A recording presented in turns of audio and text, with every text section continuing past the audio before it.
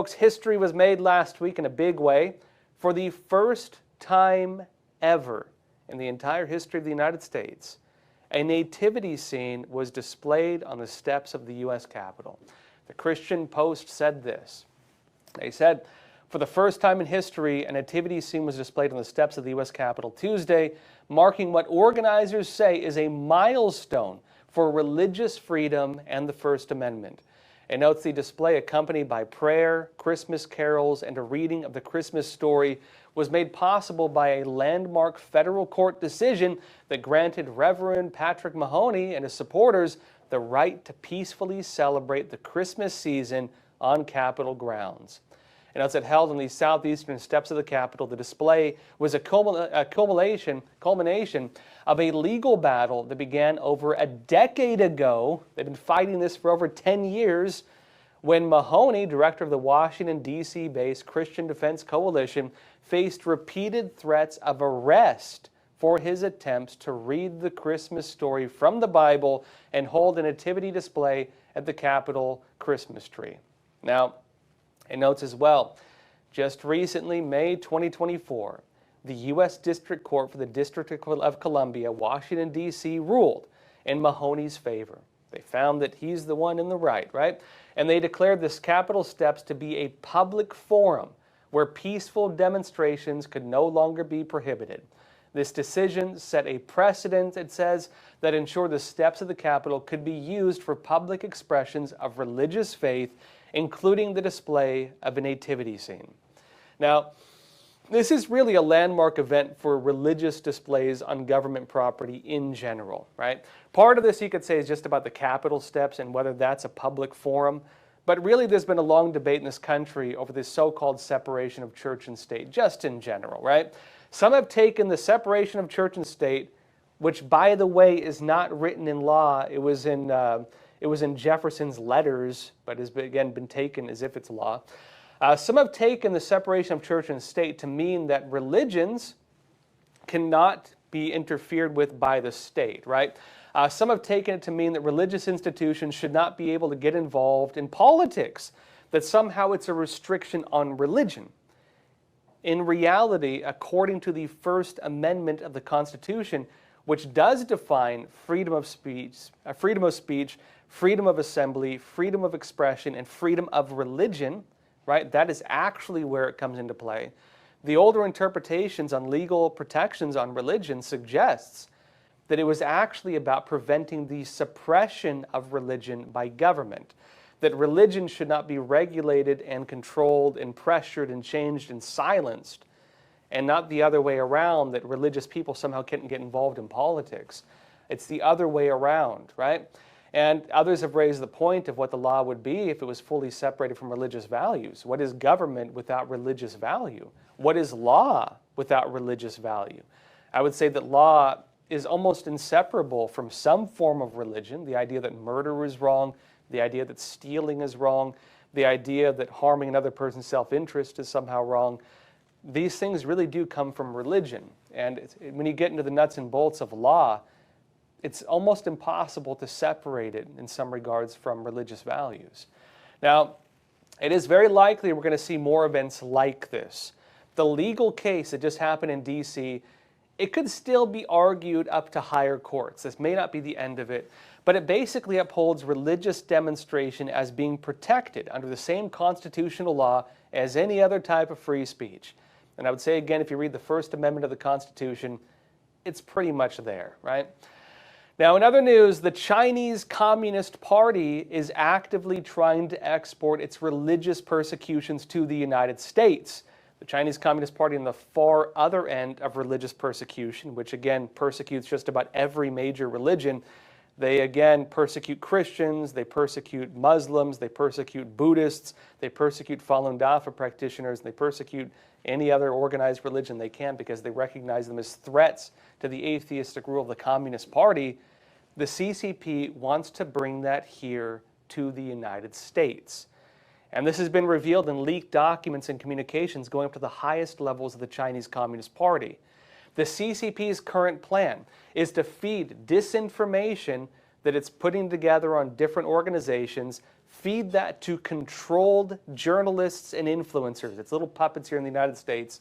Have them frame hit pieces, then use those hit pieces to create legal attacks against its targets.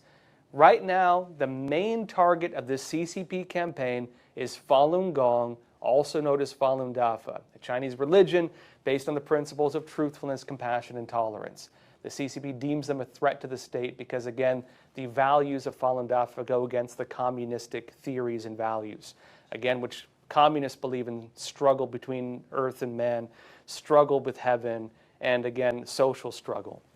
Now, in particular, this new targeted system, right? It's going after businesses in the United States that were started by Falun Gong practitioners. That includes the Epoch Times, that includes NTD, that includes Shenyun Performing Arts. And right alongside this, interestingly, the New York Times has been publishing an ongoing series of hit pieces against Shenyun. It's been exposed of concealing CCP ties to some of its sources. The New York Times did not mention some of its sources has ties to the Chinese Communist Party. An individual who took credit in helping the New York Times is also a key figure who was actually named in the CCP's documents as being a tool for carrying out its operation. The New York Times notably has a long history also of appeasing the Chinese Communist Party and covering up its genocide against Falun Gong. And it seems this campaign is having some real-world consequences. Shenyun, right now, is receiving death threats, including threats of mass shootings at its performances right here in the United States. Epoch Times said 2 U.S. theaters have received threats of a mass shooting if they proceed with hosting performances by Shenyun Performing Arts, a New York-based company that has long been targeted by the Chinese Communist Party. It notes the threatening messages viewed by the Epoch Times followed a series of similar threats directed at Shenyun and venues hosting its performances earlier this year, all of which ended up being unfounded. No shootings took place in the end. The local presenters, it says, that the performances reported the threats to the police and the FBI in both cities. So they are taking it serious. Now, folks, interestingly here, U.S. lawmakers have been responding to the CCP's campaigns to export its religious persecutions to the United States. There are government actions now taking place to investigate, look into, and maybe stop the Chinese Communist Party's attempts from bringing its religious persecutions to U.S. soil. Hearings in Washington have been bringing light to the threat, and both Democrats and Republicans, both sides of the aisle, have expressed their concerns over the CCP's actions. Now, it seems the White House is also getting involved to investigate and expose the Chinese Communist Party campaign.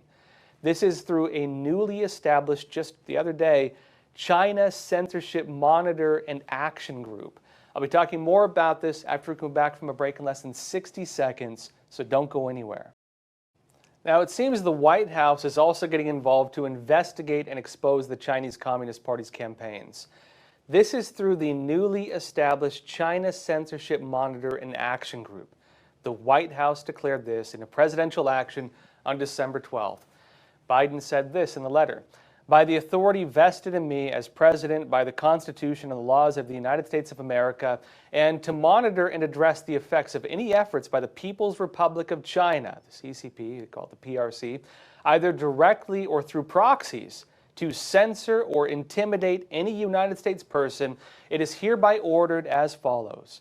And he says that I am directing the Assistant to the President for National Security Affairs and the Director of the National Economic Council to lead an interagency effort to oversee the development and execution of an integrated federal government strategy to monitor and address the effects of any efforts by the PRC, again the Chinese regime, to censor or intimidate in the United States or in any of its possessions or territories any United States person, including a United States company that conducts business in the PRC, right, in China, exercising its freedom of speech.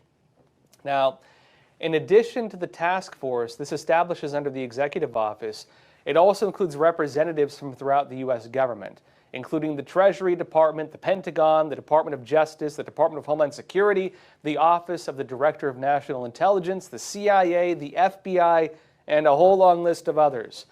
and notes the task force will meet at least twice a year. It will also speak with stakeholders in the private sector, the media, and also with foreign U.S. allies and partners. And this could be particularly important since the Chinese Communist Party does have very aggressive efforts to censor American businesses. For example, Hollywood. The CCP controls a lot of the production studios. They control some of the biggest parts of Hollywood. It's very hard to get a film made without the CCP involved in it. A lot of the news media, again, has to censor on the behalf of the CCP if they want to even operate in China.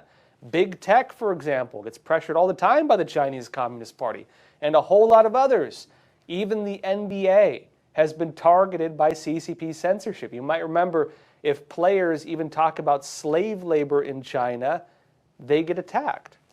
Now, I'd say it's even more important for folks like myself, frankly, and for the Epoch Times and others who dare to speak out against the CCP. The folks who have decided not to censor ourselves and not just go quiet.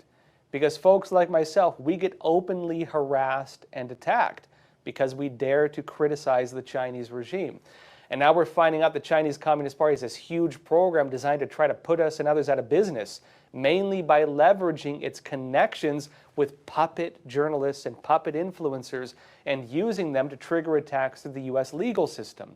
That ties notably into the CCP's 3 warfares program, which means psychological warfare, media warfare, and legal warfare. For the CCP, this is a military operation, leveraging foreign sources like American news outlets that it controls or influences. Now, the task force at the White House is also going to investigate and expose the CCP's actions. It's being put in place shortly before the inauguration of President-elect Donald Trump. So this is really more putting into place and then handing off to Trump, frankly. It seems this task force and others similar to it were brought about, at least partially, through the recent U.S. defense budget, meaning technically Congress made this necessary, right? Bipartisan. And this is something with bipartisan support. Now, folks, that said, hit the like button, leave a comment, and let's jump into some questions.